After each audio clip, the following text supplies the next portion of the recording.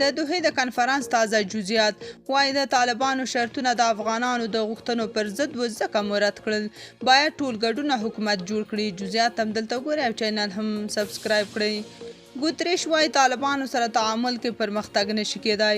د ملګرو ملتونو عمومي سرمنشي انتوني ګوتریش د دوحې غونډې په پای کې په خبري کنفرانس کې وویل طالبان فکر کوي چې د نړیوالې ټولنې اندېښنو ته ځواب ویل د دې ډلې مسؤلیت نه دی خو په ورته مهال ترې غواړي چې په رسمیت وپېژني.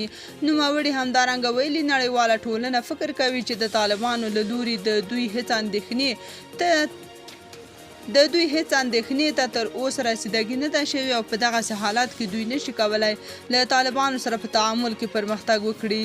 په ورته مهال نوموړي وویل مهمه دا ده چې افغانستان د ترهګرو ډلو په خوندي پټنځي بدل نشي او باید پکې ټول ګډونه دولت رامنځته شي. موږ داسې افغانستان غواړو چې په خپل منځ او ګاونډیانو سره سوله کې وي. د نړیوالې ټولنې یوه فعاله برخه وي. په دې اړه مو خپل وړاندیزونه په راپور کې وړاندې کړي.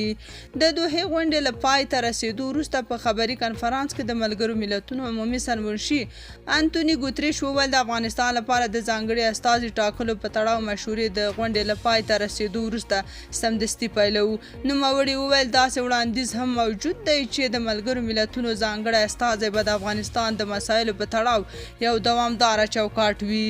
هغه وویل طالبانو دوی څخه داسې غوښتنې درلودې چې د افغانانو د غوښتنو پر ضد و نو ځکه دوی شرطونه ونه منلو او هغوی ګډون ونه کړ. طالبان د دغه استازي له ټاکلو سره مخالف دي خو ملګري ملتونه وایي په جګړه کې ایسارو هیوادونو لپاره د خپل طرز العمل او پخوانیو پریکړو پر اساس ځانګړی استازی ټاکي خو هر اړخیزو مشورو ته به دوام ورکړي.